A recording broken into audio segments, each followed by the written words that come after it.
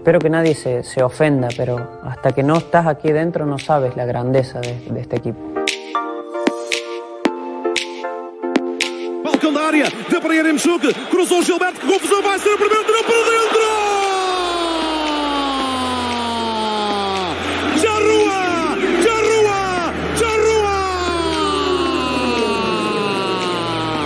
Marca Darwin, é Benfica!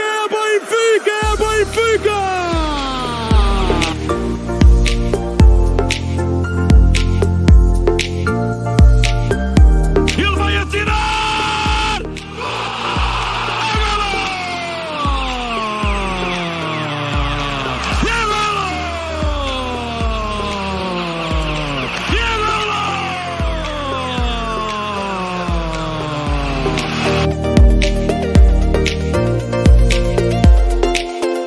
Ter um corte absolutamente fenomenal da parte de Otamendi, vai a Rafa isolado para o golo, chapelão, tirou para dentro!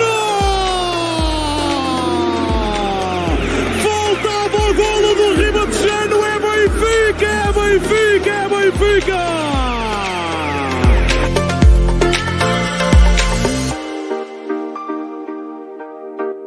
Só nós sentimos isso.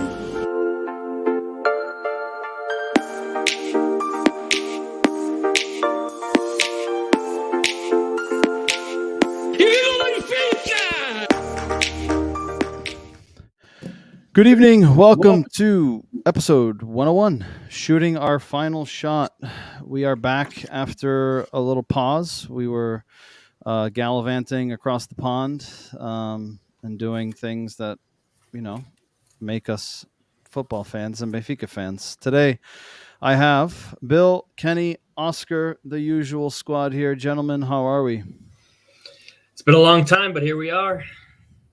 Yeah, glad to be back with you guys. Yeah, we got a lot to cover.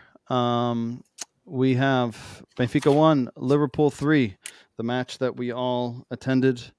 The result wasn't what we would have liked, but maybe in some ways the result that we would have expected. I know Bill nailed it on the head. That was his prediction. He got it right. Benfica 3-1 against Besad this weekend. They finally showed up with more than 9 players, which was a positive, but the result wasn't favorable for them either this time around. We'll talk about Roger Schmidt, rumored to be the next manager for Benfica in the upcoming season, and we'll look ahead to Liverpool-Benfica in 2 days' time. Para a malta que esteja a ver em português, estejam à vontade de deixar os vossos comentários, as vossas opiniões na caixa de comentários. Hoje temos o nosso podcast em inglês, amanhã teremos o podcast em português a partir das 21 horas, hora de Lisboa, com um painel diferente, por isso estão à vontade de participar aqui no nosso cantinho. Todos nós percebemos português, por isso deixem as vossas questões e as vossas opiniões na caixa de comentários e nós iremos falar sobre elas, mas estejam à vontade de participar aqui no nosso cantinho e desde já amanhã, 21 horas, hora de Lisboa, podem participar do nosso cantinho versão portuguesa aqui do nosso podcast. Before we get started, if you're watching us live, give us a like, give us a share, see if we can get a few more people in here during the live. Also, a little target here for us. We currently are sitting at 495 Instagram followers. So if you have an Instagram account, head on over to Instagram, open the app, look up Cantinho Benfiquista, give us a follow, see if we can hit 500 before this episode ends. And on Twitter, we are at 796. We need 4 to hit 800. Let's see if we can get 4 likes or follows on Twitter. On our account. Again, check us out, Cantinho Benfiquista, or it's actually Cantinho 1904 because the Twitter handle's too long. But you'll find us, give us a follow, see if we can hit 800. And on YouTube, we're at 367. We're climbing slowly. But the goal is if we can hit 400 by the end of this month. But do your part. If you have a YouTube account, even if you don't use it, head on over, hit a subscribe button. Once we hit a certain threshold, it gives us different features and functionality to be able to use on YouTube, like monetization and things of that nature. So every subscription that we can get is helpful. And I also wanted to start off with a a little bit of marketing, I guess, right? I mean, perfectly. Kenny's got the black, Oscar's got the white. We didn't plan it. It just happened to be that way. I didn't get the memo, guys. Come on. If you want to purchase one of our Cantinho Benfiquista t-shirts, the money goes to help pay for future projects that we may look into, fundraisers, charity money that we've given, helps us pay for expenses for hosting the platform, for being able to do the podcast. So we're not going to get rich off of it, but if you're interested in purchasing one of our t-shirts, here's a picture of the front like Kenny and Oscar are wearing. Here's a picture of the back. Let us know. Send us a message on Facebook, Instagram, Twitter. I don't know if you can message on YouTube, but you can leave us a comment here as well during the live. We'd be glad to help you. So getting started here. Benfica 1, Liverpool 3. A game, like I said, that we all attended. A game that Benfica started in a lineup of Vlaco Dimos, Gilberto, Otamendi, Vertonghen, Grimaldo, Rafa, Tarat, Weigl, Gonçalo Ramos, Everton, and Darwin Núñez. Kenny, I'm going to start with you. What were your thoughts on the game? And obviously being in the stadium and watching it is different than watching it on TV, right? So you're not able to kind of pick up on the details and positioning as much as if you're watching it on TV. But wanted to get your thoughts, one, on the experience as a whole, and then the game. Yeah, no, I thought, I mean, I had a blast, obviously. I think we all did. Who wouldn't, right, being there live and watching the game. I think, personally, just getting to meet all the guys that, do the Portuguese podcast, people that we've texted with for a long time now, being able to, just talk to them, interact with them, finally get to meet them. That was fun. The game in general, you're right. I think watching the game there, I didn't get to feel that Liverpool necessarily dominated us, and it might have come across that way on TV. But there were, I thought, a solid 20, 30 minutes where you really felt the stadium shaking. You really felt the fans just getting behind the team and directly affecting the play of the players on the field. I mean, for people that say like, oh, that COVID year with no fans in the stadium doesn't matter, I 100% will disagree with that. I mean, you could totally feel just that change from the fans, from the atmosphere, pushing the team along. Unfortunately, I think we lost the game due to our mistakes. I thought we could have gotten out of there with a result. Probably, I wouldn't say a tie maybe was the best result, but I thought the game was closer than a 3-1 score. Just dumb mistakes on our part, like cheaply giving balls away that, resulted in them scoring and deflating us. It's going to be a tough return leg. I don't know. We obviously a 2-1 going into the next leg would have been, I thought, I would have felt better going into it. The 2-goal difference is a lot to overcome, especially with Liverpool at home. So, but overall, a great experience. It was a short 4 days, but it was fun just hanging out with you guys, going there, meeting everyone, being amongst all the fans. Everything kind of went well. You didn't see many incidents or anything like that. So I thought it was a really fun time. I agree. Oscar had to step away. He's going to grab himself some food, so he'll be back shortly. Bill, do you share the same sentiment? What's your takeaway in terms of the experience being there and the game itself? I mean, the experience is second to none. I mean, I've been to a Champions League game, but it was like a group stage game. So like the atmosphere, the build up, like you could tell this was different. This is a quarterfinal game against Liverpool. Like it was just, I mean, experience second to none. Going into the game, I think we all expected it was going to be an uphill battle. But I agree with Kenny. I think that 20, 30 minutes in the second half, Benfica probably should have come away with a draw. Would have, in my opinion, probably would have been a fair result or a 2-1. But to get that cheap goal at the end, definitely kind of put a dagger in everyone's heart. And the stadium was rocking up until that point when Benfica scored their goal right at the start of the second half. That place was going insane, and I think it definitely fueled the players to push, because those 20 minutes to start that second half were, I mean, they were all over Liverpool. I didn't expect it. I thought it was going to be a game where Benfica was going to look to hit on the counterattack for the most part. But those 20 minutes, Benfica controlled possession. They moved the ball. They created chances. We just couldn't find a second one. There was a questionable PK call. I mean, live from where I was sitting, PK call. Or yeah, I mean, non-PK call. From where I was sitting, it was hard to tell because I was in that corner, so I had Darwin's back to me. So it was hard to tell like how much arm Van Dijk actually had on him, if he actually pushed him, or if it was a little touch. Watching it back on replays, like I've seen them give in, like it could have gone either way. League. No, you've seen him give in the Champions League, dude. Ronaldo's gotten a few. Like I think it depends. And I continue to say it, and it happens in Portugal League. I think it happens all across the world. Do you think that call gets called if it's on the other side? 100%. I have zero doubt. If it's Mo Salah or Mane going down like that, it's 100% a PK.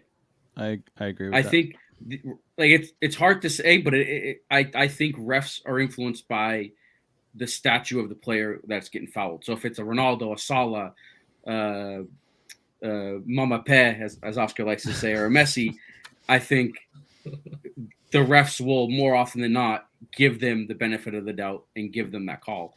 And I think for us, it went against us because we don't have, I mean, as much as we all love Darwin and like he's playing on wheel right now, he's not in that upper echelon of player yet.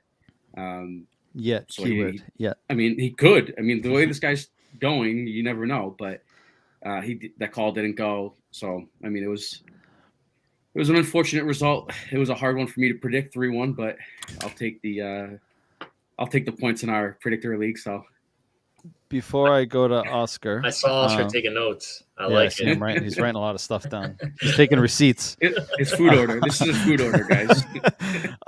Before I pass it to Oscar, just wanted to say quickly, boa noite, abraço ao Gil Franco Silva, à Helena Roque e Red Baron, como sempre. Abraço a ti, seja saudades que eu tenho daquele ambiente, daquela atmosfera e festa benfiquista das noites europeias. Por acaso foi uma noite europeia em grande, infelizmente o resultado não foi o que queríamos, mas quem esteve lá dentro, não sei se conseguia perceber do ambiente na televisão, para quem não esteve lá, mas quem esteve lá dentro o ambiente foi incrível, principalmente nos 20 minutos a seguir ao golo do Darwin, foi impressionante mesmo. Before I pass him, Bill and Kenny, you guys talk about that fortunate goal, that third goal. I would ask you guys, I think the 3 goals were goals that Benfica should not have conceded. The first one, Canute is being marked by Everton on a corner kick. Yeah. Absolutely ridiculous. Considering that Nelson Verissimo was the set piece, he was in charge of set pieces when he was Bruno Lage's assistant, and you have Everton marking a center back that's significantly taller than him, and he jumped basically with no issues. The second goal, I'm trying to think, what was the second goal? Wasn't it Tarap that gave it away in the midfield? Oh, the Tarap gave it away, in midfield, and they countered. And then the third goal, we could have stopped the play twice, could have fouled, we didn't, and then a stupid deflection. And I know this is going to be controversial, but I think that if you go back and watch the replay, if Odysseus doesn't second guess himself, he gets to the ball before Luis Diaz does. But I'm just going to leave that in the air. But wanted to get your thoughts, Bill and Kenny. Do you agree that those goals, of the 3 of them, are goals that could have 100% been avoided, especially the first and second? But not sure if you guys felt the same way before I go to Oscar. No, I agree. Yeah. Live, it was, like we were saying, it's hard to kind of judge the game and how it's going live because you get caught up in just the atmosphere and everything. But yeah, I think the first 2 goals definitely were the Tarap goal. I can't wrap my head around what he was trying to do. He's wide open instead of settling it. He tries to, I don't know. One-time pass and terrible. And then again, he throws his arms up too, like someone was supposed to be there. Like it's totally on him. Yeah, kind of bullshit. And I agree. I think all 3, definitely 2 at least, were gifts. And I get what you're saying about all these saves, but that thing happened so fast that he's caught in no man's land at that point. And he also made 4 or he made 5 2 or times, 3. right? He made some breakaway saves there that I don't disagree. Yeah, I mean, he was unbelievable. I mean, he kept us as much as he could in the in the game. And I also think even Darwin's goal was a gift, right? I mean, that goal, I mean, as a center back, I don't know how you missed that ball there. So all the goals are really gifts. I don't know which one was the worst, but it is what it is. I mean, I really wish we had. I think there was one. I think Everton took a shot. He probably could have laid it off to Darwin for a better chance. Yeah. Or he could have had a better finish. Yeah, I mean, who would have known if that was gonna go in or not? But I would have liked to have seen him pass that on and maybe get a better shot on net. But yeah, that last goal really crushed us. Yeah, I agree. Want to give a shout out here to Alfredo. Thanks for joining us, Alfredo. Abraço para ti e para o Cristiano e para o Dave. Não esquecer os outros dois. Oscar, thoughts on the atmosphere being there, the experience, and the game in itself? Yeah, you guys basically mentioned everything that I was going to talk about, but going into that stadium, the pregame, just before even walking into the stadium, like seeing the fans outside singing. I have so many videos and I've watched them probably 20 times each. And I keep rewatching them. It's unbelievable, the atmosphere outside. And then you go into the stadium, and I've been to football stadiums, I've been to MLS stadiums here, and going in, you see people just eating their hot dogs and chilling and hanging out, and going in, and all I see is legit on the warm up, Benfica warming up. I see the SLB chants, and it gives you goosebumps, and they don't go away throughout until the national anthem stopped. Legit, I had goosebumps the whole time, and then every single time Benfica had a play that it was or even defensively or in attacking, like the fans just push the team. And now I know, and Kenny mentioned it, like what the 12th person it means to the team. Like it means like the fans can push a team forward. Absolutely, I have no doubt. After Darwin scored that first goal for us, I felt like the change just because of the fans and how they started chanting, and the team pushed the team forward.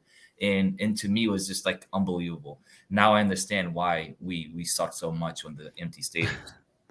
Yeah. But besides that, like we went to this. I mean, especially me. I went to this game thinking, we could pull a result. I mean, that's the only chance we can pull a result is to start to lose. But I went with high hopes but low expectations. I was not going to think, Benfica's going to win or I'm going to be mad. No, I was going with hopes. Benfica can pull something off. They're going to have all the ball. Benfica's going to have 2-3 chances, and they're going to have to finish, right? But I knew that Benfica had to play a very, very, very good game defensively, with Audi being a superstar, right? Audi was a superstar to me. And before you even get to that, who's the man of the match, it's Audi for me, right? He's kept us in the game, like Kenny said. Is really like our mistakes in the game is what caused the goals they scored, right? But I don't blame Audi. I can see that he maybe could have came off in the last goal, whatnot, but I don't blame him one bit.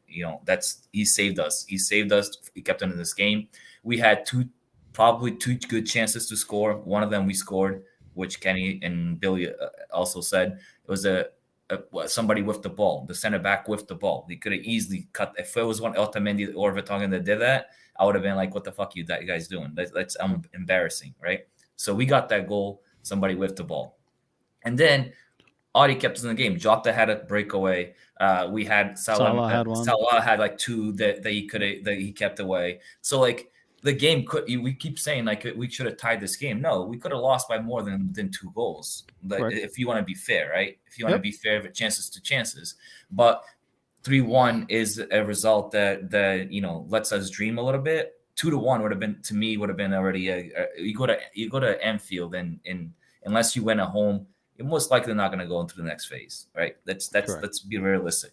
But just to be in that in that atmosphere, it to me was a light. I mean, that was the first time I've been inside the lose with a full stadium like that, like other than a friendly game like me and Kenny went to. This was unbelievable. The experience, I'll never forget it. And I got to thank Cantinho for this, because I wouldn't have probably have gone if it wasn't for being in this group. No, it was good. And just touch on some comments here. So, Zezita diz aqui, boa noite, Benfiquistas, desde sempre glorioso, beijos e abraço para todos, porque falam em inglês. Hoje temos aqui o nosso podcast em inglês. Amanhã, a partir das 21 horas, hora de Lisboa, teremos o nosso podcast em português, com um painel diferente. Por isso, desde já, pedimos a nossa desculpa. Hoje é o nosso podcast em inglês, mas esteja à vontade de deixar as suas sugestões, comentários, ideias, o que lhe vier à cabeça. Pode participar aqui nos comentários.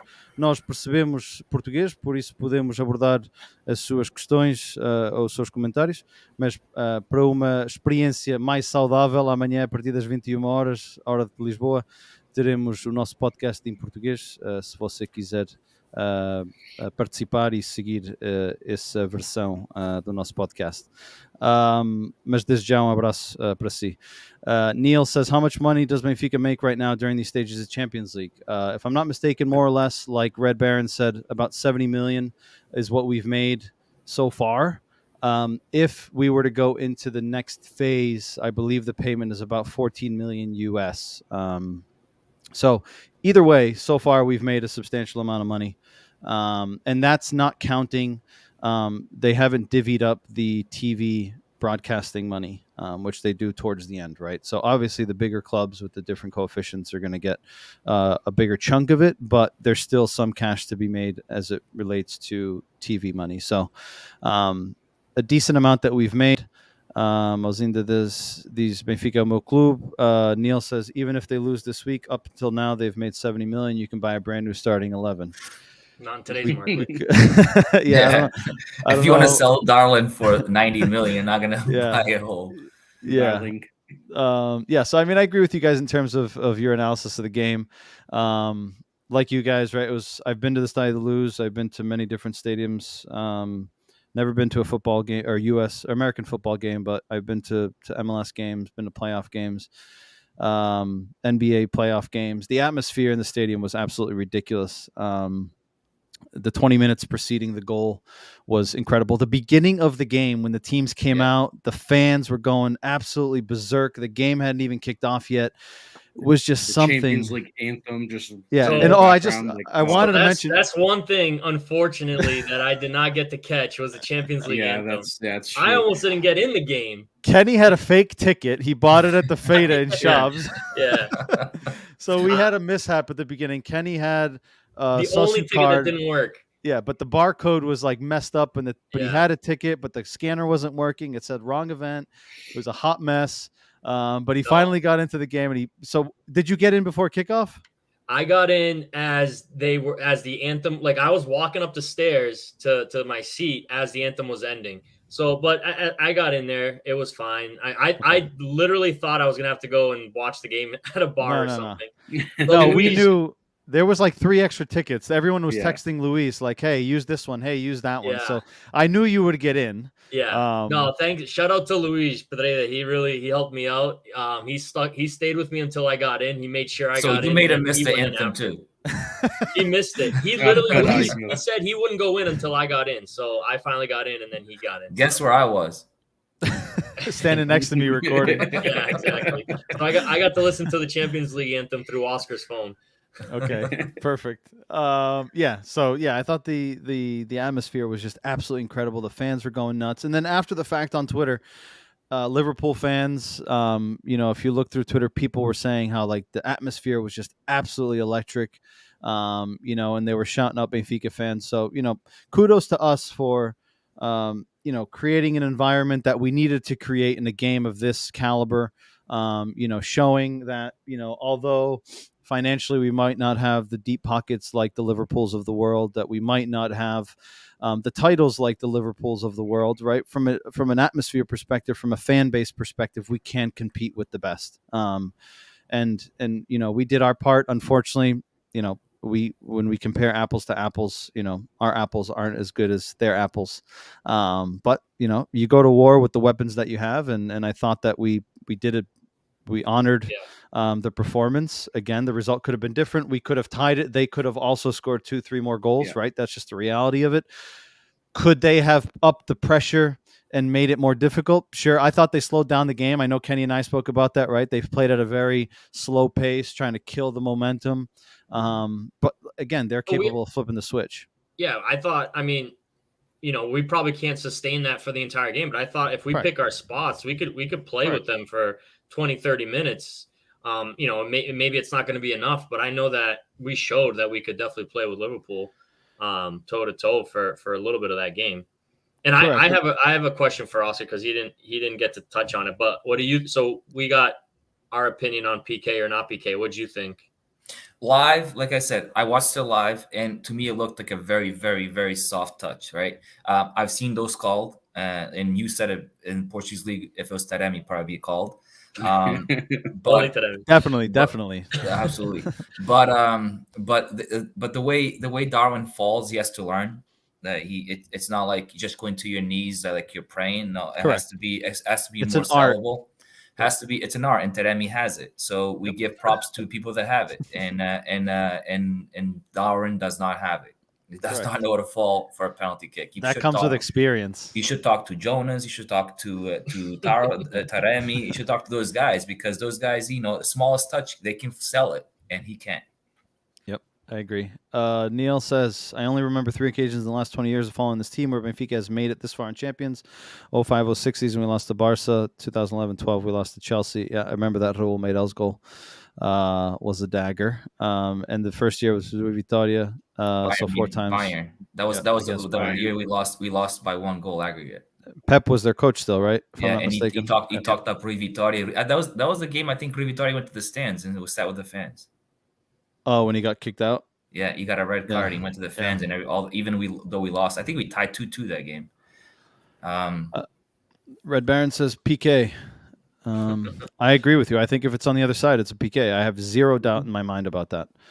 Neil says, did you guys do a stadium tour or museum tour pregame?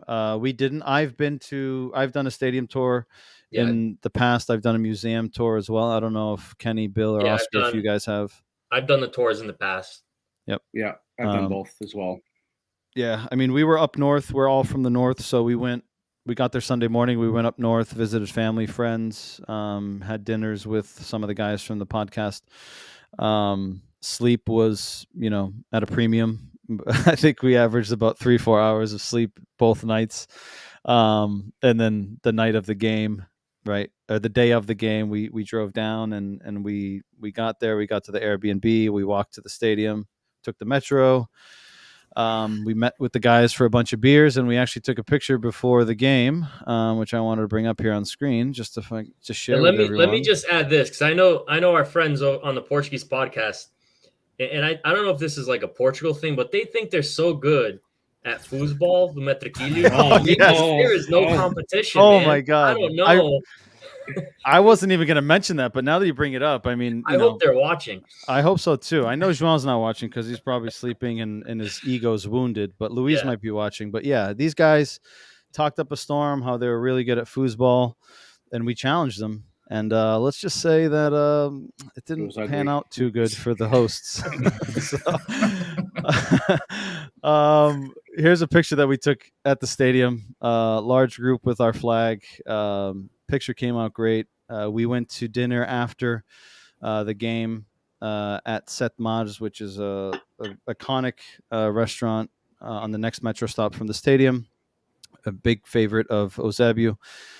So we had dinner with Mauro. So shout out to Mauro as well. And thank you for the hospitality and reserving that dinner with us. But it was all around an incredible experience. I was thinking about it today. You don't have the picture from the restaurant? I do. I can bring it up. I was going to say, I thought about it this afternoon where that was our 100th. It was after our 100th episode. So it's almost like that's the milestone, right? Like every 100, we need to, coordinate some sort of event together. So Yeah, it was great experience. The result wasn't great. I'm going to go around here and get your thoughts on man of the match. Oscar already gave us his. Here's the goal point ratings from goal point on that game. Vlaco Dimos and Gilberto with a 6.3, Everton 6.2, Darwin 6.5. I will say Everton wasn't great, wasn't very involved offensively, but I thought defensively he was really good. He played really well. His tail off. Correct. Yeah. He worked a lot. So I know Oscar said Audi. I'm going to say, and it may surprise you, but I'm going to say that Gilberto, I thought, played a hell of a game. Again, I've admitted to it. He's improved. I still think he's very short in terms of what a starter for Benfica should be able to bring to the table. But given who we have available, given his limitations, I think that he has really grown on me. I still don't think he's adequate starter, but I think he's a really good squad player. And I have a question for you on that. So, yep. But Andre Almeida was? Andre Almeida wasn't, but he was there basically for like 4 or 5 years. Correct, but we didn't have better. That's the thing, right? Like we didn't have better, and he was good enough to make it work, right? But like ever since Nelson Semedo, right, or even Moxie, right? Like what have we had since, right? Like we've never really been, even left backs, right? Like we've always been short there. Even this year, right? Like Grimaldo does a good enough job, but like is he a good all around left back? But I can tell you that about every single position. We could do better. Correct, but I think our outside backs have been a problem for years. So we'll see if we target that in the market this summer. Bill, MVP. I mean, I have to go with Flacco. I think those saves on there was like 2 or 3 breakaways that literally kept us in the game and gave us all hope. So I got to go give him the man of the match. All right, Oscar said Audi. Kenny? I'm going to agree with you, Mike. Gilberto to me stood out the most. I mean, I remember that was like the first thing I said when I finally met up with you guys was how big of a game he had. In the moments that I remember in the game when like whether a counterattack started off a ball that he won over on that side, I remember like standing up, out of my seat from just a stop that he made or even pumping up the crowd on that side. Like he just stood out to me. I thought he had a great game. Yep, I agree. So that's our MVPs for this game. Let me just see here. Red Baron says, give credit to Gilles God. He has really changed Benfiquista's opinions about him because he leaves everything on the pitch. He does. He's got raça. Unfortunately, that's not always what's enough. But again, somebody mentioned that Maxi Pereira, when he arrived, he was slow. Offensively, he wasn't, the most creative, but he grew on people. I mean, he could be the next Moxie, right? Like, I think defensively, he's our best right back. Offensively, he doesn't give us as much. But again, as a right back, I want him to be defensively better than offensively, right? I think anything offensively is a plus. It seems like he's been going to crossing practice more often than not. He's getting better at that. But who knows, right? Like, I mean, he's what, 26 or 27, so he's not the youngest, but he's also not the oldest. I'll just take the attitude. I just like his. I agree. He's got like maybe it stems from Otamendi and Vertonghen type of leadership back there. I think he's got that right mentality. I think we were lacking that last year, early on this year. I think the more we can build off of that, I think we'll build a better team around it. Yeah, in games like this, like when you're outmatched, like tactically and like skill wise, like you just need some guys that are gonna get stuck in, get dirty, and do the dirty work and kind of get the crowd behind you. And I think he does it well, and we've seen it whenever he does play. He does leave everything on the pitch. Oscar, do you think he's got that mindset like that he'll cry, or you don't think he's on that level? He's definitely. I can tell he's definitely a crier. So, and that's why he's going on Kenny. I was waiting for him to say it. You didn't say it.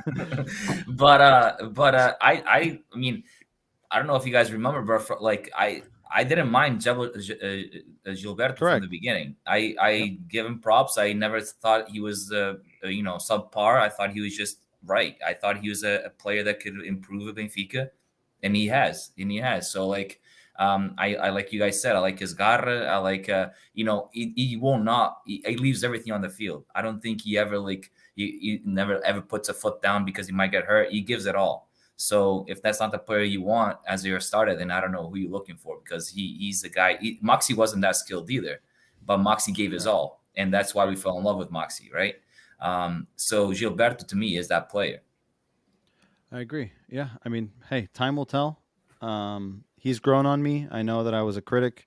Many others were critics. But we shall see what the plans are for this summer and for him. Red Baron says Weigl had a great game also.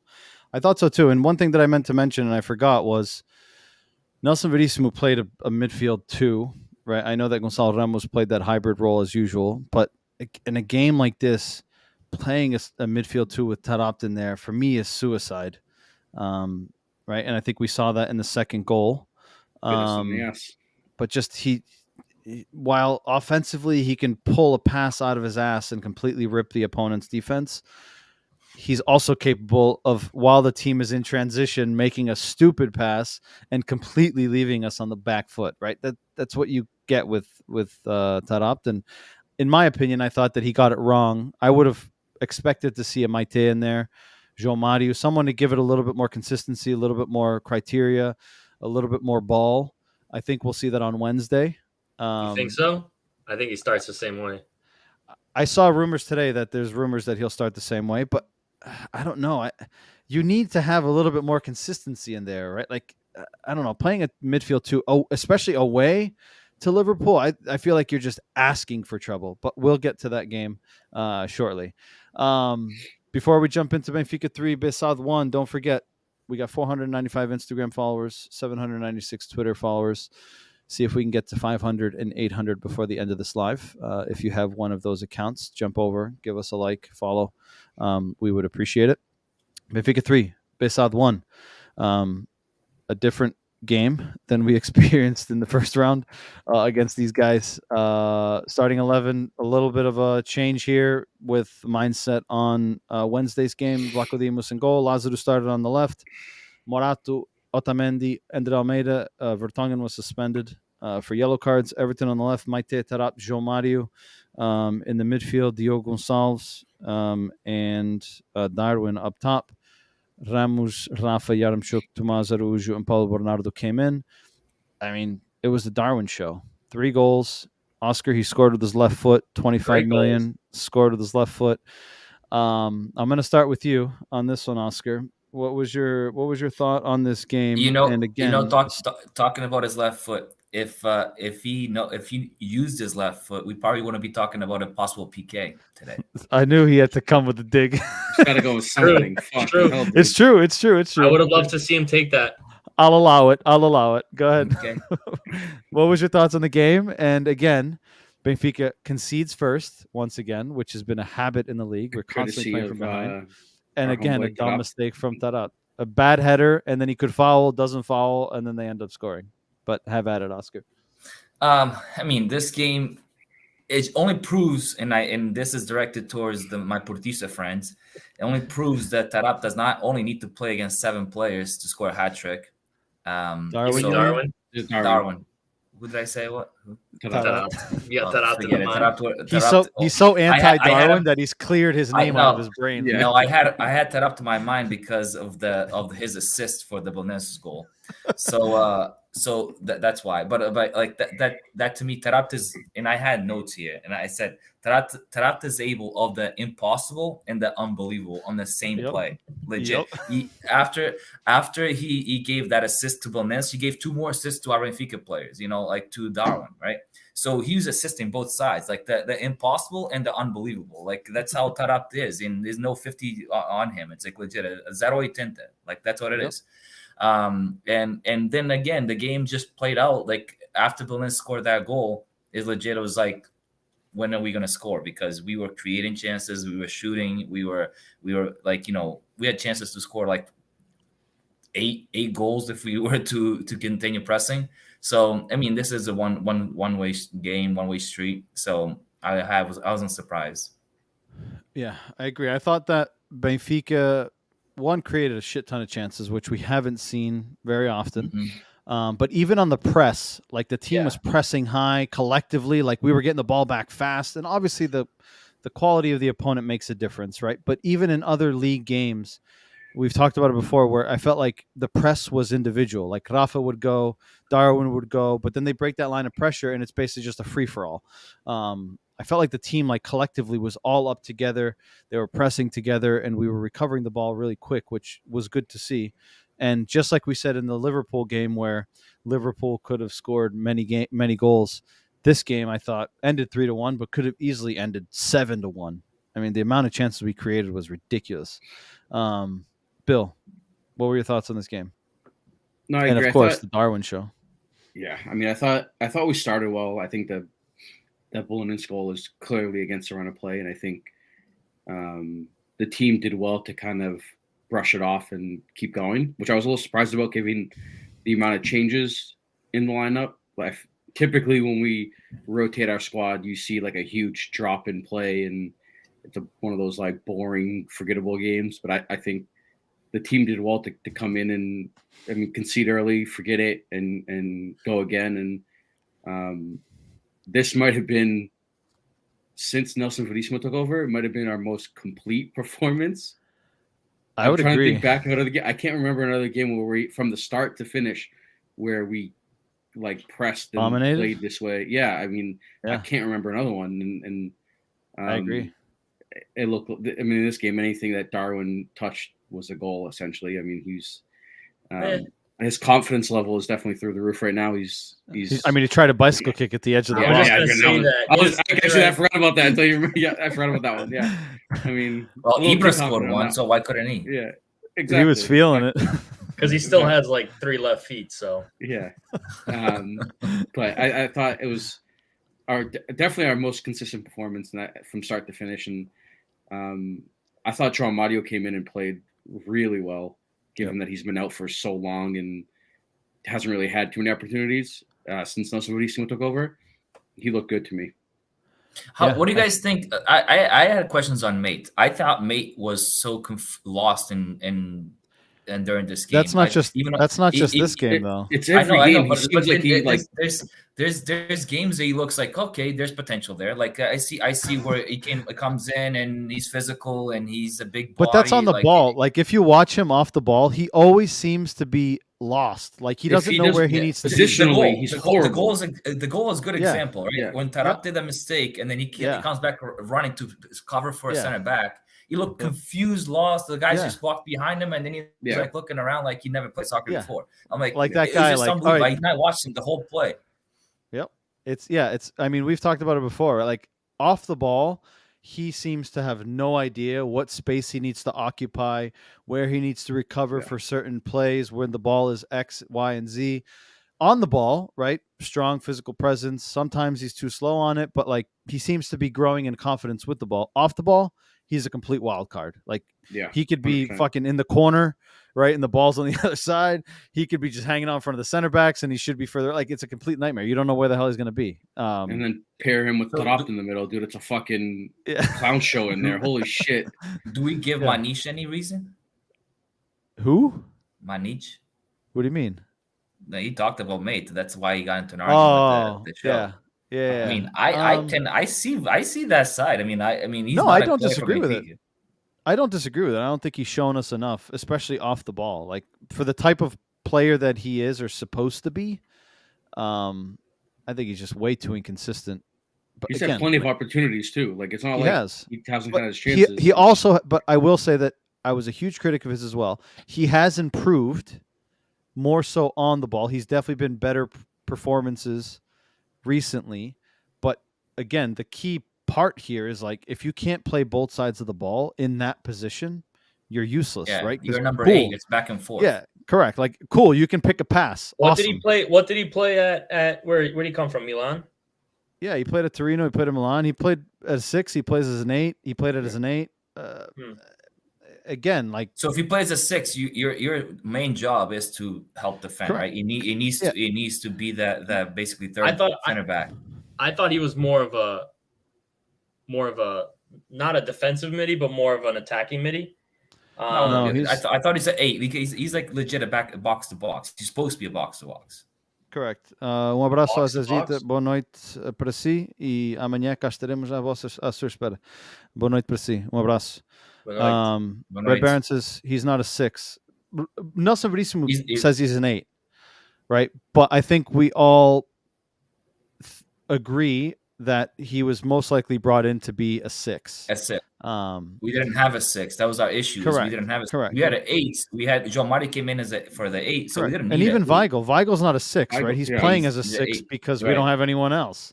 Mhm. But yeah, I mean, if you're playing as a 6, if they're even as an 8, like if you play in either of those functions and you don't know how to occupy space without the ball, you're useless. Like anyone can chase the ball, anyone can pick a pass as a professional. If you don't know how to occupy space and defend and anticipate, you're screwed. And I think we see that with him. Again, time will tell. Red Baron says JJ attempted to make him a 6. He did and failed. But as an 8, I'm not sure he's panning out either as well at the moment. Red Baron says the Sipu has been on fire. JK, Darwin is not a Sipu, but he did almost tore an ACL trying to do a pasta letra in the second half. I don't know if he was trying to do a pasta. I think he was trying to do like, you know how like the fake pass cut back. The Brazilians do it a lot where they step over and then they bring it back. Neymar. Cut it back. Yeah, Neymar. Yeah. I think he was trying to do that. I'm not sure he was trying to do a pasta letra, but either way, his confidence was legit to the moon, and it came out so. Yeah. Oh, Kenny, thoughts on this game? No, I mean you guys hit it all. I mean, I before I even turned the game on, we already were down. So I was like, here we go again. I mean, going into it, I mean, let's not fool ourselves, right? Bissad is. I mean, they're what in last place? Are they dead last place? Yeah. I mean, we had a chance here to rotate players going into it. I mean, I even said it in our chat, you know, the Almeida Diogo combination on that right-hand side. I wasn't, you know, I was like worried about that. But yeah, these guys, Bissad wasn't really much of an opponent. We had a good chance to rotate players. We played well. Some players got more minutes out there, which was good.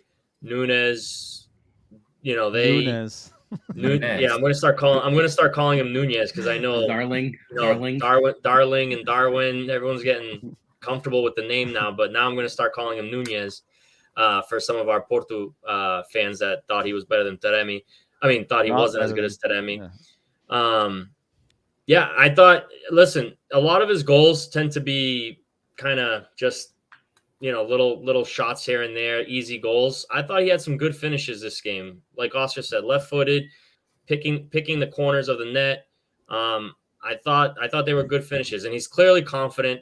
He's scoring every game now, pretty much. I mean, I like what I'm seeing. But in regards to Maite, so I understand where you guys are coming from, but I actually am going to stand a little bit on his side, and I'm going to wait it out a little bit more and see if he kind of develops into the position. I think coming onto a team like this, you know, I mean, he's, you know, I would think that he's kind of like, you know, another estrangeiro just trying to feel his way onto the team. I think he's got some skill set that we need. I don't know if he's going to develop into the player that we expect him to be, and I could be completely wrong. But I think I'm willing to give him some more time because I think he has some qualities that we need. I think he is actually very patient on the ball, very confident on the ball. He holds himself well. He holds players off. Yes, he could be a little bit quicker. Yes, he could be positionally better and aware. But I think you can develop that into your game. I think that takes coaching, right? I don't think Verissimo is maybe quite the best fit in the tactics. And but individually as a player, I think he has some attributes that I think that we could benefit from. So I'm willing to give him some more time. I agree with that. Again, on the ball, I'm not too concerned. Apart from needing to be a little bit quicker. He's very slow on the ball. Off the ball, I'm more concerned. But again, that can be down to tactics, to understanding what his mission is on the field, right? That message could not be getting to him correctly. There's a lot of elements that could play into that, right? He's newer, right? Weigel's been there longer. Tarap's been there longer, and he still can't figure it out, right? So, Yeah. I mean, Remember, it was Weigl too, right? When he first came, I mean, he was completely lost on the field too. correct. He correct. didn't know what he was doing, And he was and heavily I think, criticized. and he was heavily criticized. And I think Mike Ditt is a much stronger player, and I agree. He has to be quicker on the ball, but he is. I've seen that he's able to like be in tight positions, maybe 2 men on him, and get that ball out and into space and on a counter pretty quickly. So we'll see. Against Ajax, I thought we saw that quite a bit. The second game in Ajax, he did it quite well, which helped us keep the ball. MVP for this game. Let me bring up the ratings here. Is that even a question? Ended up made looking like fucking David Beckham out there. It should be anonymous right now. Yeah, I mean, for our friend Freitas, who Darwin could score 5 goals and he still wouldn't be man of the match. But Freitas said, I got in an argument with him. It wasn't an argument, it was a back and forth. But he said that in his team, Darwin wouldn't start, which blew my mind. That we have the leading scorer of the Portuguese league with 31 goals overall, 24 in the league, and he wouldn't start in his team. Completely blew my mind. Yeah, but he'd take Paulinho for sure. Wait, but like, I'll stand up for Freitas. This is the reason why he wouldn't start him. Like, of course you would stand up for Freitas. You guys are fucking twins over here. There's things I don't agree with him on PZ and all that, but there's things I agree with him. Like Darwin, I mean, I was starting because he's on a hot streak, right? Like you always play your hot streaks, but like you see this Darwin is good, and we've all here agreed on counterattacks. And if he wants to play on a team, like if my team, I'd rather have a team that has the ball 80% of the time, right? And that team, Darwin might not be a good fit for that team that has 80% of the ball on the final third, right? Darwin needs space. He needs to be behind the defenders and run at space. And maybe that won't work for him on a team that has if you put Darwin in City or Liverpool that has a lot of possession, I don't know how good he'll do. Maybe the time will tell, and he'll probably end up at one of those teams, so we'll see. Yeah, time will tell. We'll see where he ends up this summer, because it's more likely that he's leaving than he's staying. So goal point, 9.4 for Darwin, hat trick. Tarap got 2 assists despite his stupid mistake on their goal. Joe Marti got a 7.3. Good to see him back. Diogo continues to be a head scratcher for me. He just has bonehead moments. I think he just shows that he's just not cut out for this level. Who'd you say? Sorry, Diogo. Well, Diogo, yeah, I don't. Yeah. And the João Mario is definitely like. I just don't know where. I mean, he got in here, right? But only because we're rotating the team. I don't know how. He played well. He played really well. I agree. I don't understand how he's Tarata's starting over him against like Liverpool. I agree. Like I just don't know what happened to João Mario. He seems to be fine. I thought maybe a lingering injury, maybe something, but he comes in when we're rotating players for a match that we have, against Liverpool. So clearly he's not going to play against Liverpool. I don't get it. Or maybe we will. Maybe that was his tryout. Darwin played. I highly doubt it. And Darwin's definitely going to be playing against Liverpool. I mean, at this point, no one else is scoring. Darwin's the only one. You can't. Yeah. I would have liked to see Darwin get more of a rest. We didn't even talk about Gonçalo Ramos. That guy has been playing, and I know he hustles it. But Liverpool I didn't even know he played. I swear to God, I was at the stadium and I didn't know he played. I agree. Because he doesn't. In my opinion, in my opinion, he's just there to apply pressure. He's just there to he works a lot left to right. Dude, then hire me for a lot cheaper. Now I'll run around the field. He's doing his role. He's doing his role. Dude, I'll get in shape just to run around. I will. I swear you can pay Oscar and Fulad. Pay me a few Fuladas a week, and I'll run back and forth in that field. So Fulad and what was the other one? The Vika? If I don't have to do anything else. Yeah. Don't back through the ball though, because I'll lose it. But I'll run. Red Baron says Diogo himself has had a lot of injuries this year. Completely took out of the equation this season. I agree. He has been hurt. But I don't know. I just don't think he's cut out for this level, unfortunately. Joining us says Fulad Cotton. Yeah, Fulad Cotton. So good. A good these guys are crushing one. Midnight. It was like 2-3 in the morning. Right. It was like 3:30. I feel bad for whoever had to clean out the rental car. Oh man. All right, we will move on now to Roger Schmidt. Rumor is that he will be signing as Benfica's new manager. The rumor is 2 years with a third year as an option, which will take him to the end of Rui Costa's first mandato, which is 4 years, if hopefully he lasts that long.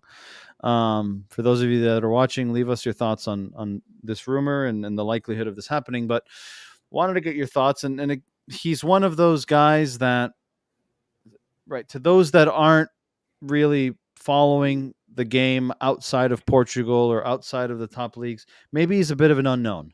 For us as Benfica fans, he played against us as PSV manager at the beginning of the season, qualification for the Champions League.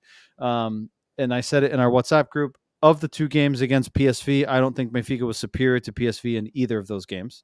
Obviously, the second game, we had a red card early on. We defended for our lives. PSV was all over us. They were just unable to, to break the barrier and put the ball in the back of the net. He's a manager that likes to play an offensive style of play, high press, the German typical style.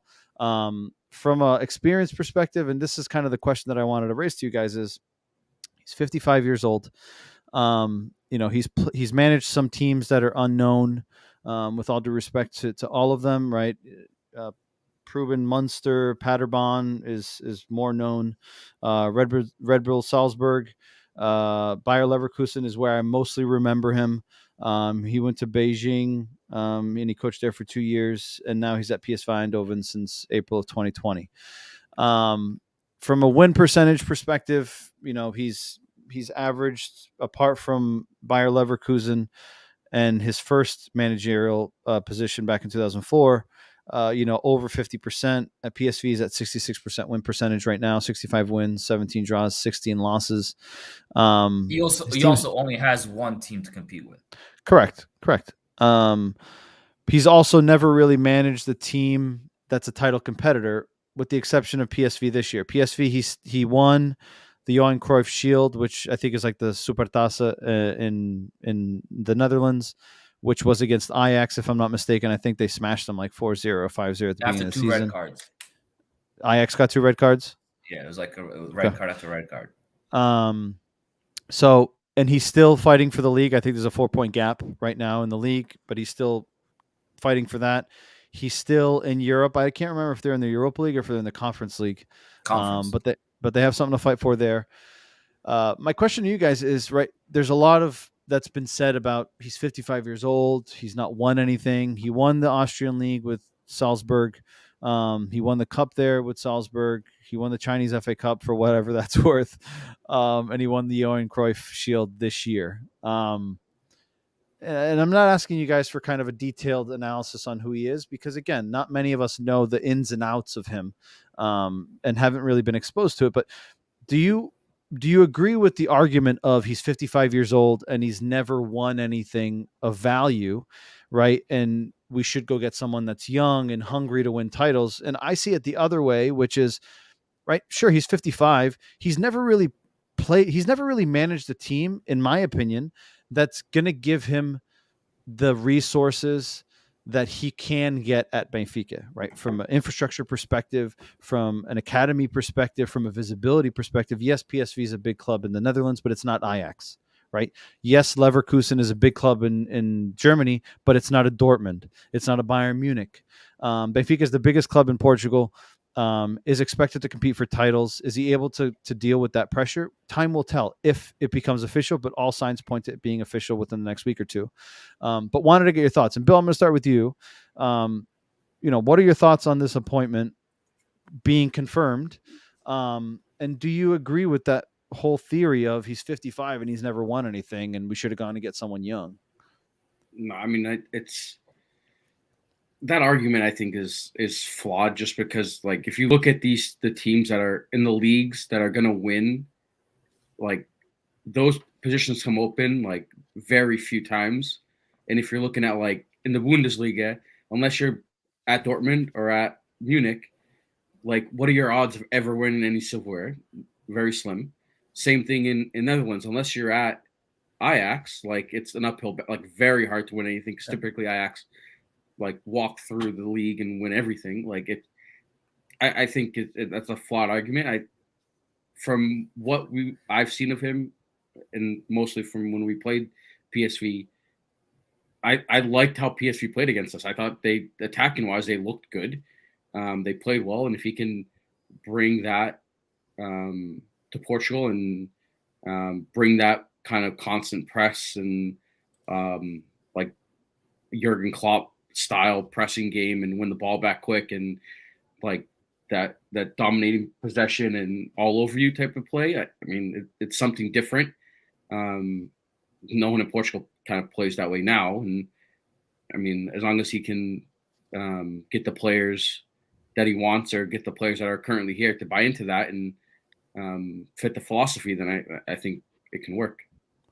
I agree, and we all talk about wanting to see Benfica play an offensive style of play, and I will say that it would, if he, not to bother him too much, but if he wants to bring Madueke with him, the English right winger that has speed that never ends, we'll welcome him. Kevin says, I welcome Roger Schmidt as a coach. Need to try something different. I say, Red Baron says he's a good coach, but the constant high pressure will scare me against some Portuguese teams that know how to get out of that pressure.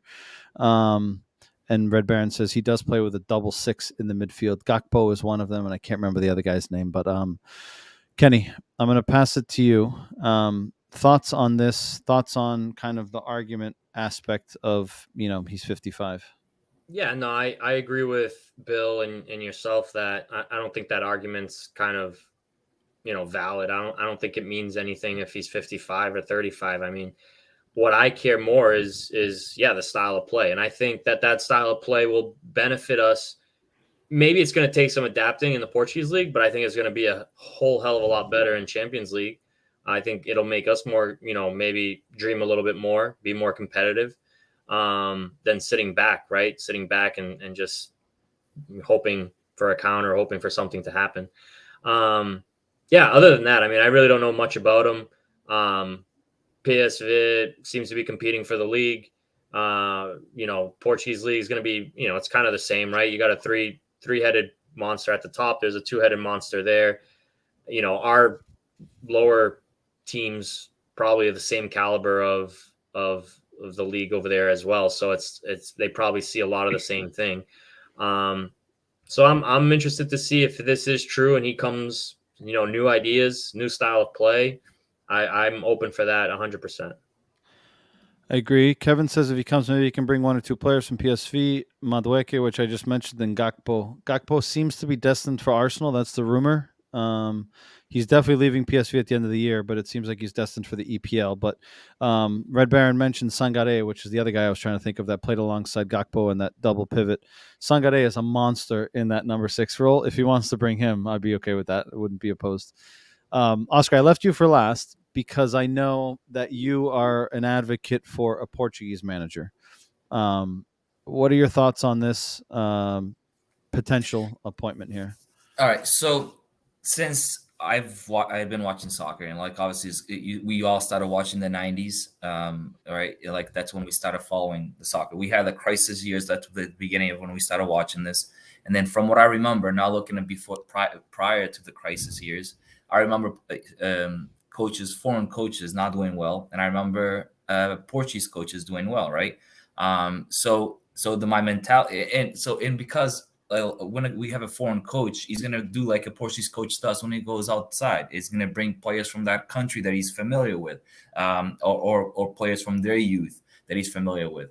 And to me, that just throws away the whole, what we have going on in Portugal is we have the biggest academy. We have Benfica youth who's playing the Champions League, I believe in the finals or somewhere. Right. And we have potential there, and we're not going to basically, and I hope this guy proves me wrong, but from history and from what's happened in the past, that we got away from that. We got away from that what we have in home and start going to get players that are already either well off in some league. They want like a Vigo type of player that they wanted to re-jump or restart their career somewhere. And good thing he brought up Trapattoni, because I have thing over here, right? Trapattoni won the league in 2004-2005 with 65 points. All right. Yep. He had 19 wins, 8 draws, and 7 losses. All right. Yep. You know how many wins we have right now? How many ties? How many losses we have? We have 20 wins, four ties, and 5 losses. We already have a better record this year when we suck than Trapattoni did when he won the Campionato. Correct, right? but the league was different. Different in as well. We had the same amount of games, and No, the it was points were different 3 in the points. sense of quality. Right, like Dude, if we won the title, and I've talked to you about this before. We won the Campionato in 2004, 2005 because Mourinho took all the Porto players with him. That's why we won it.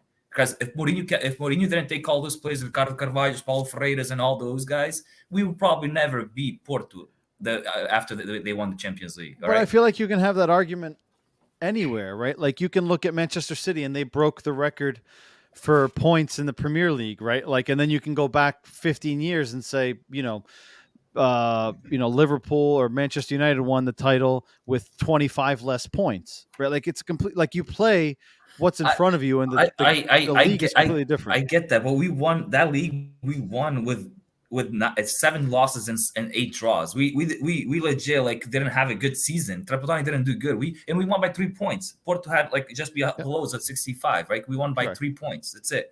And so it wasn't Trapattoni did good. He came in and won it. Yeah, he came in and won it because we sucked for the last 10 years. Like we were in the crisis years, and that was the first year that we had a chance to win it, and Trapattoni grabbed it. But he was very defensive. He wasn't an attacking coach. We defended a lot of the times, and we just ended up winning the league. And then we had what this guy. I know the Mentorres came in every Mentorres to me minutes. That time was like Jimenez was or Jimenez was when this past few years. So he comes in and scores and wins the league. But then Jota says you guys look more sober today than on Tuesday. Jota desapareceu. Eu nem sei onde foi. I saw him for like 2 minutes. Yeah. Jota, falar aqui em estar sober, deixa-me pôr aqui a minha fotografia. Jota, olha ali a tua cara na frente. Quem é que estava sober? Epa! Eu só me lembro do Jota por aí uns 5 minutos. Depois ele fugiu. Abraço, Jota. Já é tarde. But then, like I was saying, we had like coaches like Flores, we had a Camacho, we had a Coleman, we had and to me, this guy will remind me, if he doesn't already, of Coleman. That's what this guy, not because they're both Dutch, but it remind me of Coleman. He's not Dutch. He's German, whatever the fuck he is, but he's coming from. Coleman had a good run in Champions League, though. Yeah, he did. I feel he'll do good in the Champions League, but he'll forget about the Portuguese league, and that's crucial. I don't know, I can't look. I have his things. Like I get it. He didn't have the teams to win the leagues and where he coached, right? But if you're a good coach, you don't get sacked. And I looked at his resume, right? He played in. He started coaching in Del Bucker, whatever the fuck team that is, right? 3 years, 0 titles. And I don't know how well he did because I don't even know where the team's from. Correct, but that was a lower league team. And then Monster, whatever that could be team like is. 3rd division for all I know. Right, and then that's way down. Proven Monster from 07 to 10, same 0 thing. titles, Lower. sacked. Okay, Sacked. and then Paddle Burn, whatever that is, 1 year, 0 titles, and then he went to Salzburg in Austria. And won the league, and cup. They're good cup. They won the league and the cup, but they also play in Austria. Tell me another team from Austria. But he was only there 1 year. All right, 1 year. You won the league and the cup. I mean, I guarantee Salzburg wins that every year. And he had a higher winning percentage at the first 2 clubs you mentioned than he had at Paderborn, and he got sacked, like you said. All right. So I think that context isn't really valuable. What do you mean not valuable? He got sacked. By the way, he got sacked, but it doesn't necessarily it could have just not worked out. Like and again, these are lower level sides, right? Wait, so you're an employer, right? And you have a guy that's been working for 30 years, all right? He's 55, right? If he started coaching when he retired at 38, why not? He started working as a coach, say 20 years, right? And his resume has no accomplishments, but he has a bunch of getting fired, right? You're gonna hire him after 20 years, or you're gonna be like, this guy sucks. Wait. When was JJ's first title? JJ didn't win anything. He was 50. He was over 50. Yeah, but he didn't have fucking shit for a record. That's fine, but he's a same thing with wasn't Rui Vitória the same thing? Yeah, he had never. Rui Vitória didn't win anything, before. He beat us in the I Taça don't. de Portugal. The thing is, I don't know. This guy, this is Rui Costa's banking on this guy to do good for him. This is basically these next 2 years is Rui Costa's banking. Like he needs to do well, or else he goes, or else he probably most likely will not get like reelected. Right?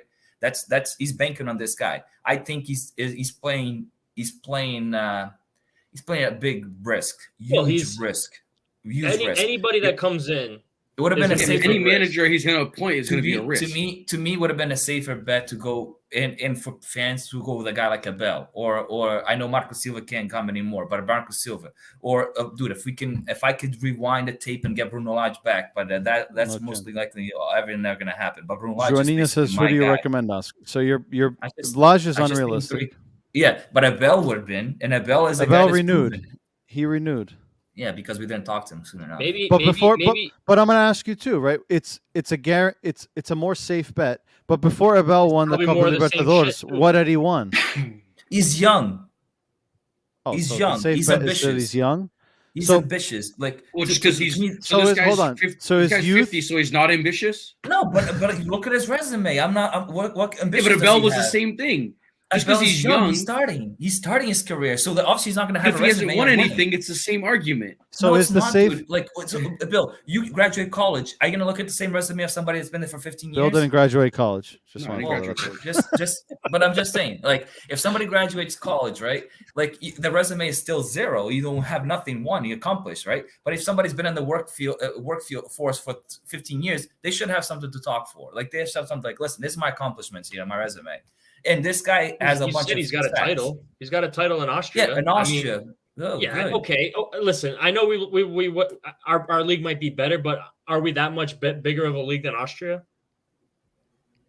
I don't know. As a whole, Red Baron says O Sporting lembra-se do Las Glens, who knocked them out of Europe 2 years ago. Do you think anyone puts winning the Portuguese league or winning the Austria league one's above the other? I don't think. Yes, that's a big difference because Portuguese league is the sixth league in the world as ranking right now. And tell me what the Austria one is. I don't know, 7th, 8th. Oh yeah, check it. I really don't know. I don't even know. Yeah, it's not. I don't even know. It's not. Yeah, but I don't think one's above the other by that great. Like I don't think winning the Portuguese league is gonna put you in fucking like, whoa. Look at JJ didn't fucking all of a sudden leap over to the Premier League. Correct. Mourinho did, but he was like you said, he was younger. That was early on though.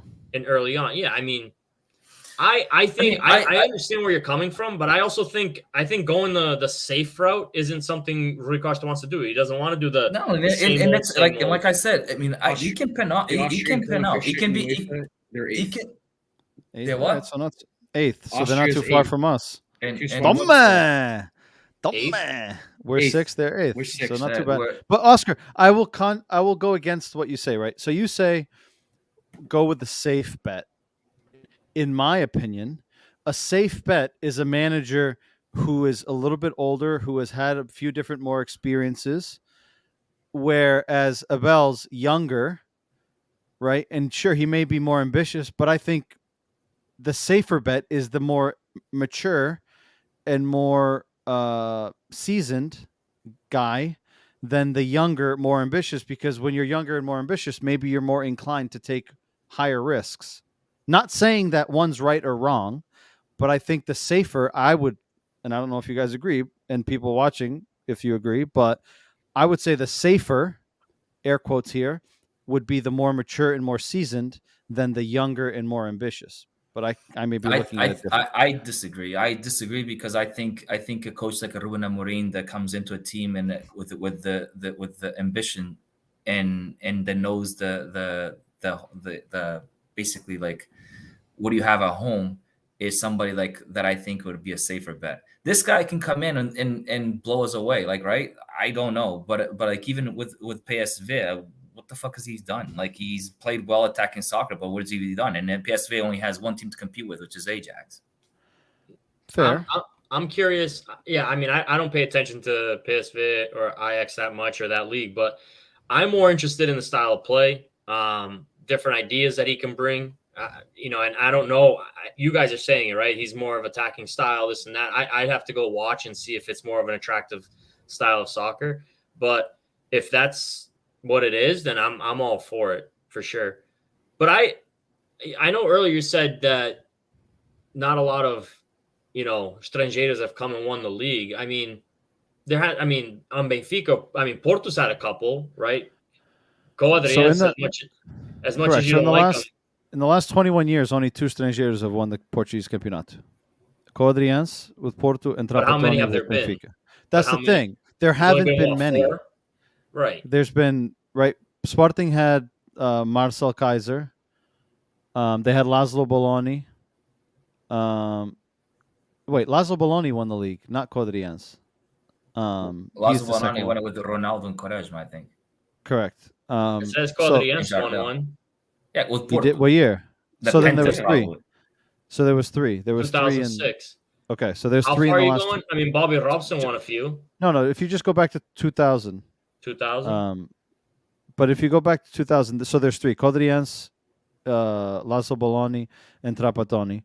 But like you said, right, there haven't been many, and we'll discard Sporting, right? Because up until 2000 and up until last year, they haven't really been a legitimate title contender. So it's really been Benfica and Porto.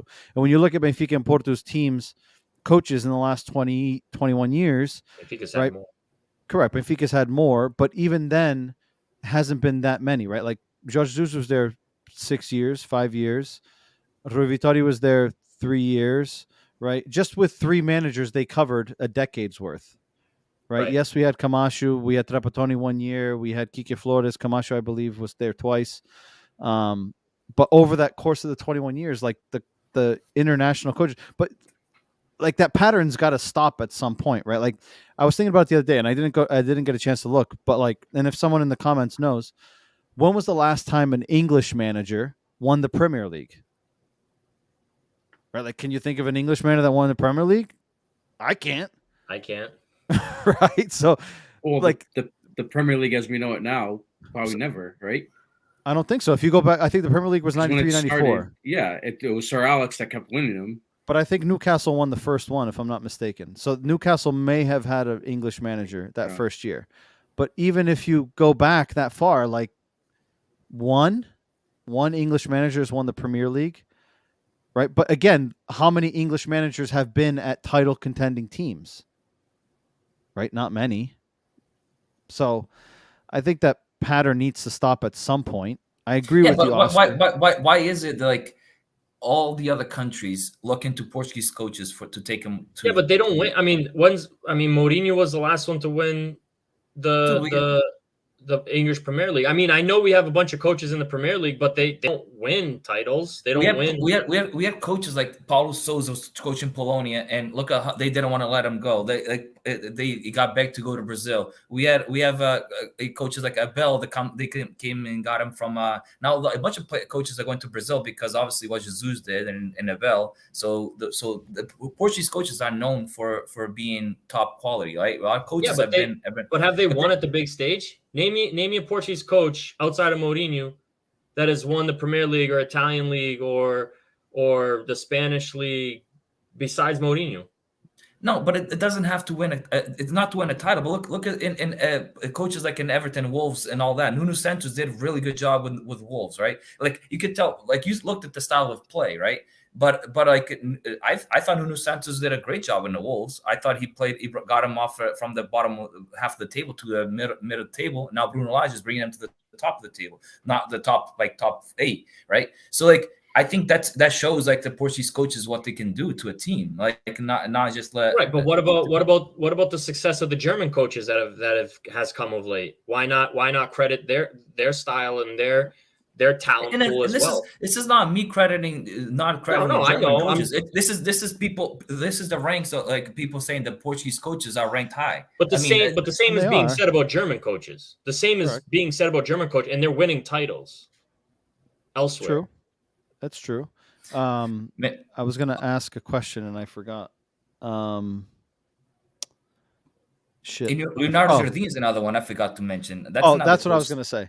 Leonardo Jardim is right. We have a good recent form of Portuguese managers, right? Like you said, there's like 5 in Brazil now.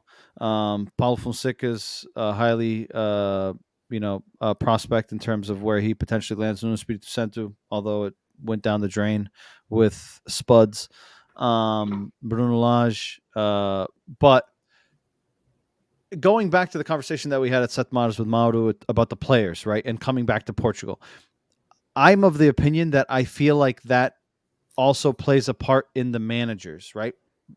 You're a Portuguese manager, and you know what goes on in Portugal, off the field, on the field, the politics, the chaos, the newspapers. If you're a Portuguese manager and you're highly regarded, right? Luis Costa, right? I saw people mention his name. I thought he did a good job at Shakhtar. He understands the youth system in Portugal. Paulo Fonseca, Vitor Pereira was also one that was going to go to Everton. He ended up at Corinthians.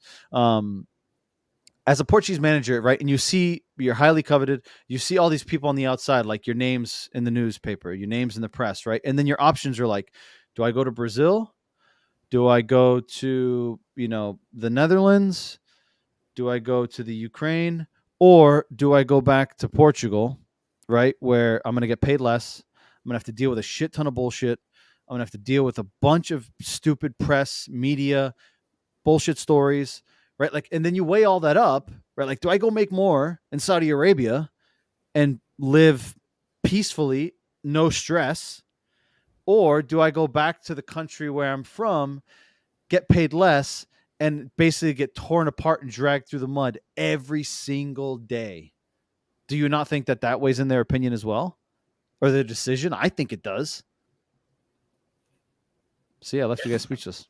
No, it's true. Like our media is horrible. Our media is tough. Completely trash, right? It's like if you waste a penny on Correio da Manhã, then you're wasting too much money, right? Like that, it's complete trash. So I get it. I get that coaches probably don't want to deal with that kind of pressure and their families, because they go onto the street and everybody is there, like and they talk to you, right? So So to me, like the media does have an effect on coaches wanting to come back, but like you coming back to a Benfica team and making them champions, that's like, in your home country, that's like a big achievement, right? I don't disagree. I think. So I'll just say this. So I think look, I don't know what goes on in other countries either. They could be having the same media problems that we have as well, right? The same shit that goes on with us, I'm sure goes on in plenty of other countries. I think there is something to say to be like, I've coached as a Portuguese coach, to be like, I coached one of the big three in Portugal. I think that's one thing. I think once you've done it, you've gone abroad. I think coming back, that's where I don't think you see that as much success when you come back. Doing it from the get-go, I mean, you saw it with Fernando Santos. I mean, it doesn't pan out once you've been there and you try to do it again. Jorge Jesus, another example.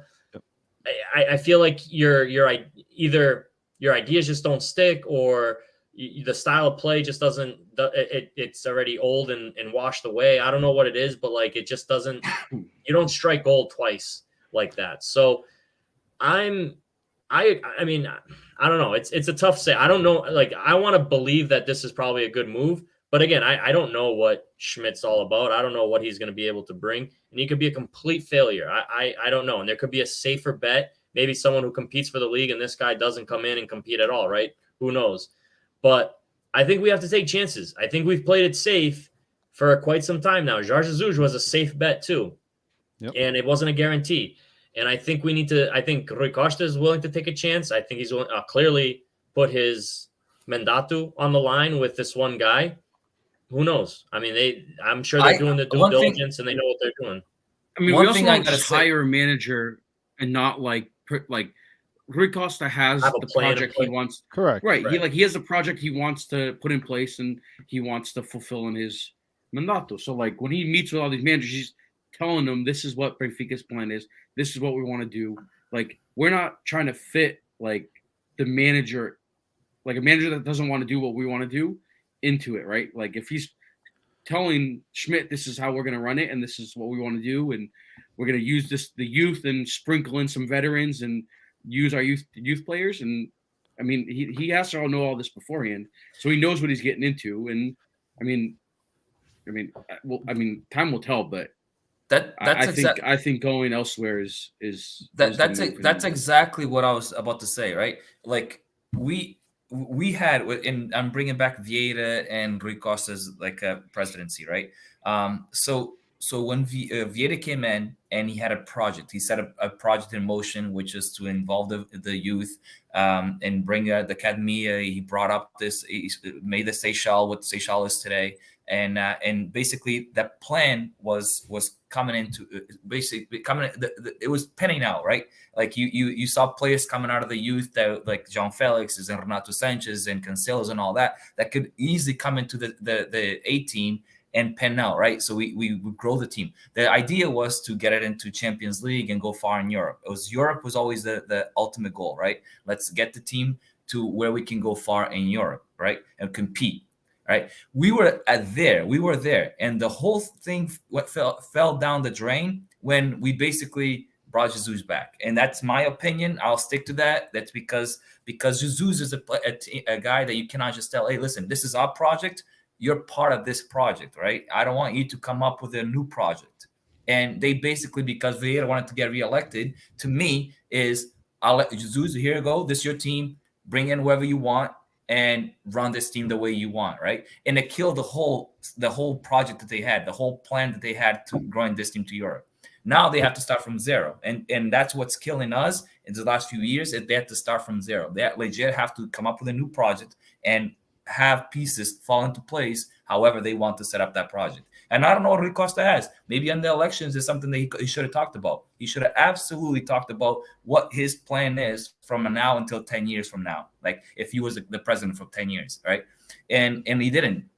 And bringing this guy in is part of a plan that I don't know what it is. And I hope he has something planned, a project in place that this guy fits in perfectly too. Yeah, I think like Bill said, right? The goal here is to make sure that the manager fits Benfica's model and not the other way around. Benfica needs to fit into what the manager's model is, right? That's the whole part of a plan. So the hope is that, I mean, and Schmidt has a track record of using youth, right? He's not been exposed to clubs that have, just thrown buckets of money at him and he's able to just go buy developed players. So he has a track record of that. In his PSV team today, he's got some young guys that he's developed quite well. So time will tell. Hopefully the plan here is that, there's going to be a mix of youth and a mix of experience, like Rui Costa said in one of his recent interviews. I look at this as Jurgen Klopp. I know we mentioned comparisons to Klopp and things like that. I think this is Klopp used to say that Arsene Wenger liked his teams were set up like opera, and Jurgen Klopp liked rock and roll. I think Roger Schmidt will give us a sneak peek of a rock and roll type football, high press, high energy, a lot of offensive movement.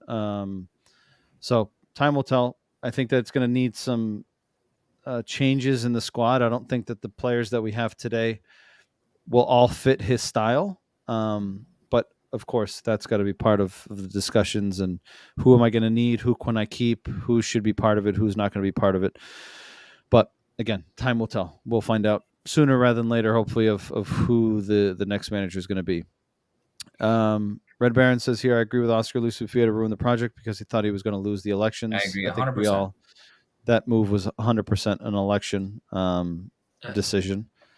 Let's see quickly through some of these comments before we do our previews for as you go through that, how do you feel this sits with Verissimo? I mean, obviously there had to be a discussion with him as well. Like, hey, yeah, and Joaninha mentioned that in the comments of what happens with Verissimo, and again, I think that conversation will have been had when he was appointed, right? Like, if X, Y, and Z happens.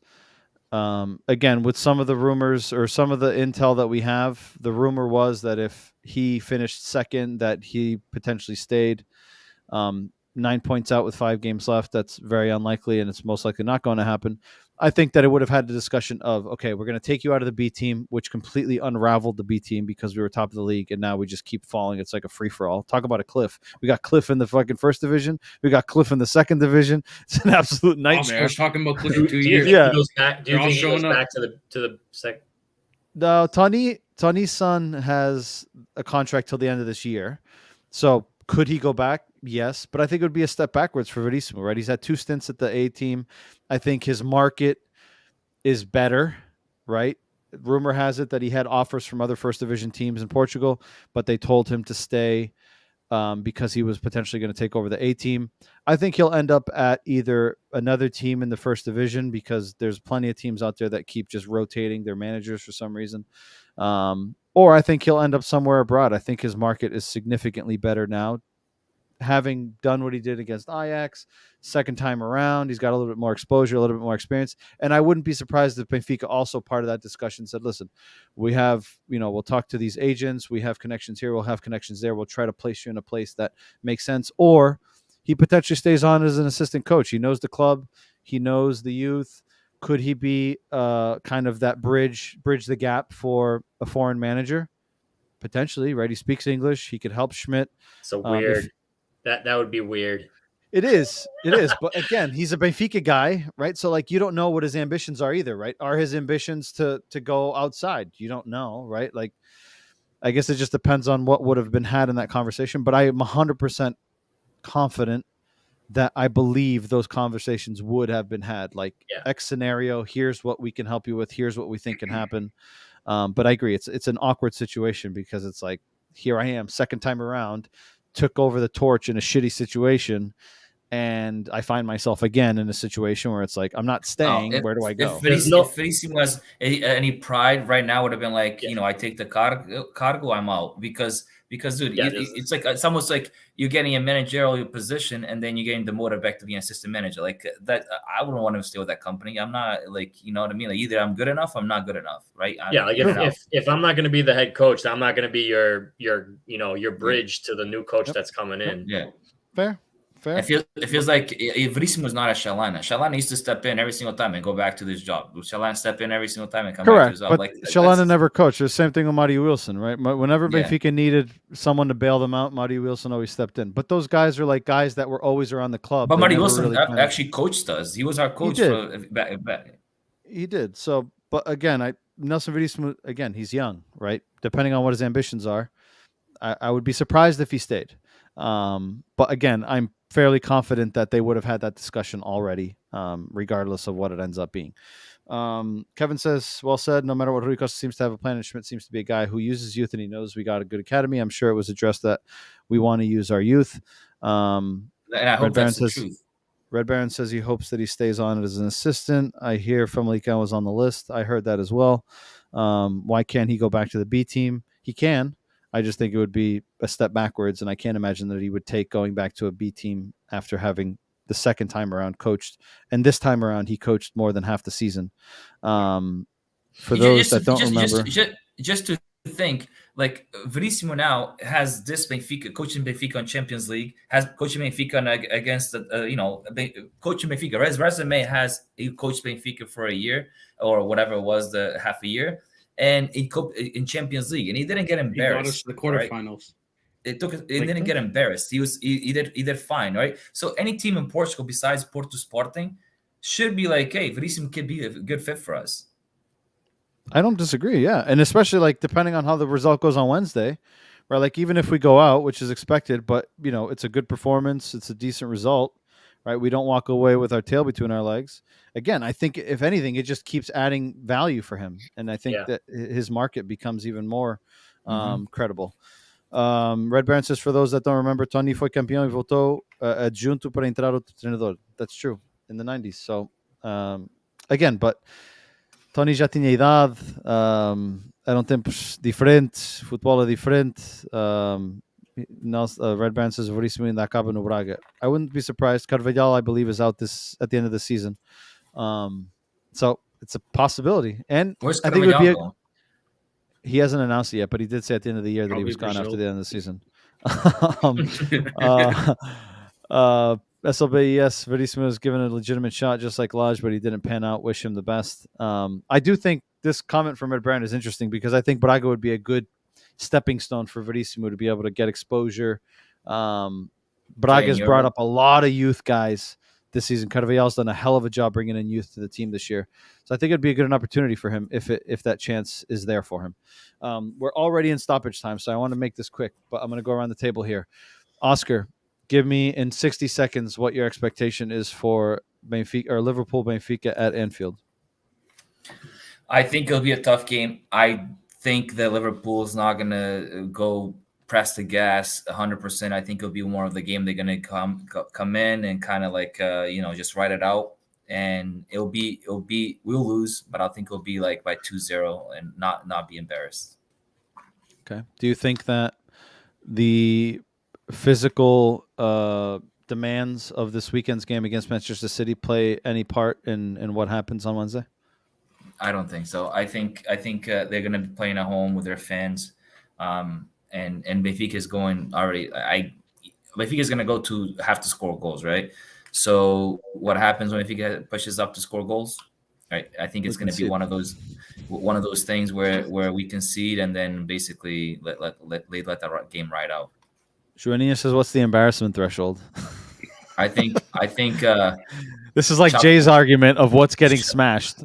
No, or what's smashing. Nothing is embarrassing. Obviously, if you go 5+, it's in Europe. You're getting embarrassed, right? Like that's what happened with Porto and Liverpool. That's what happened with City and Sporting. That's what happened with Ajax and Sporting. Chapa 5, Chapa 5. So Chapa 5. so that as long as we don't concede 5 and keep it below that, I'm okay. And quickly before I pass it on, you're a man of history. You always talk about history. Benfica's got a good history against English teams. Yeah, when we went at home. In England. When we went at home. And we won at home against Liverpool, and they had to score there, and we countered and we scored 2 more goals, right? Tottenham, we won there because that team that we had there with Jesus, and I give credit to Jesus, is probably the biggest team or the best team that I've ever seen Benfica play with, right? And then Everton and all those teams, or Newcastle, those are like the teams I enjoy Benfica playing because they were just machines. All right, Billy, I'm going to pass it to you. Red Baron says, "Estamos nas meias, garantido, dreams of Simão and Mikuli." Red Baron, fica aqui prometido. Se o Benfica passar às meias, mando-lhe 2 camisolas do nosso Cantinho Benfiquista grátis para ti. Fica aqui prometido. Bill. Lembras. Yeah, I agree with Oscar. I think this is going to be. I don't think we're going to see Liverpool at 100%. I don't think they're going to be all out. I think they're the game from this past weekend. I think they play City this weekend again, right? They do for the cup. Yeah, so I think we could see Liverpool potentially rotate a little bit, but I mean their squad is deep, and they rotated a bit up front in the first leg, and we all saw what happened. So I mean, it would have been pretty amazing if we win 1-0 there. Like just leave the Champions League with a victory. But yeah, man, dreams. I think it's going to be a game where Liverpool's going to try to control the game. I don't think they're going to go all out, but I think they're going to try to control the game and kind of push it at times and see if they can get a positive result. But I think it's an uphill battle for Benfica. I think if we walk out of there with a 2-1, or it could potentially be the same thing. I think we do score, but I think it's going to be like a 2-1, 3-1 Liverpool win. I don't see us being able to score multiple goals against Liverpool. Okay, Joaninha here in the comments. I don't know if you guys noticed, but Benfica Porto is the game they could win the title, ainda por cima não lose. Joaninha, vieste-me aqui foder a cabeça com este comentário. Mike, I read that earlier. I read that earlier in the news as well. But man, if Benfica allows that to happen, oh my god, this dude, Kenny. Well, you took too long to get to me because I was gonna stun the world with my prediction. Oscar already said it. I do think we're gonna win. I have nothing else to lose. I don't care. We're gonna win, but it's not gonna be enough. It's gonna be 1-0 Benfica, and not quite enough to get through. Okay. That would have been a very good result to leave the Champions League. It would. But again, we've seen crazier things. The expectation is that we bow out, which wouldn't be surprising to anyone. But again, as much as I want to believe it, I'm just so doente por estas coisas, and I just can't convince myself that there isn't a glimmer of hope. I talked to Luis about it before the podcast. I was talking to him, and I said, "Sabes, eu sou doente por estas coisas. Tenho aquela esperança miudinha, mas não digo a ninguém." I keep it to myself so no one gives me shit about it. But here I am putting it out in public. Juaninha says we can dream. Yes, we can. It doesn't cost us anything to dream. So anything can happen. Bola redonda. Hopefully the boys. So come what's out your to play. prediction? My prediction naturally is I think it's going to be like 2-0 or maybe like another 3-1 for Liverpool. That's the expectation, right? But I just have this dream in the back of my mind and in my heart somewhere that, who knows, maybe another 2-0 in overtime. I mean, Darwin was practicing his bike. Dawdling. So, and then, Everton likes to cut in.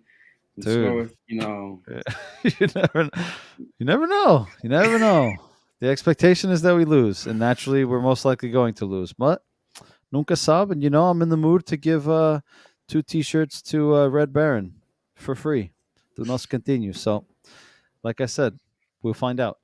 Don't forget, we haven't hit the mark. And also, I'm going to call Bill out because he didn't follow us on Twitter. He just did during I legit the podcast. opened it up and I'm like, oh, shit. He's part of it, and he doesn't even follow us on Twitter. Que vergonha. Like us on Instagram. Follow us on Instagram, on Twitter. One closer. You're welcome. YouTube. Subscribe to our channel on YouTube. And we're at 22,500 and change on Facebook, marching towards that 26 mark. The goal is to hit 30,000 by the end of the year. We're 10 minutes into stoppage time, which has been a common theme in the Portuguese League over the last couple of weeks. There's a lot of stoppage time recently, so we're right on course, to keep it consistent. Tomorrow we'll be back with the Portuguese podcast, 4 p.m. Eastern time, 9 p.m. Local time in Lisbon with the other group of guys. As nice always, thank you for nice hat, Oscar, courtesy of Oscar Barroso. I should have worn mine. You should have. Shout out Haven, Dock and Marina. Shout out.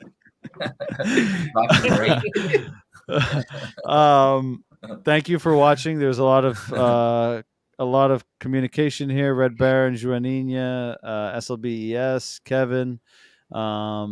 There's a lot in here. I can't keep scrolling through here, but thank you to everyone that's been watching. Thank you if you're listening or watching after the fact. We appreciate it. We'll be back. Thank you for watching again. Have a good evening. Viva Benfica. And let's hope for a magnificent and epic victory on Wednesday. Thank you, everybody.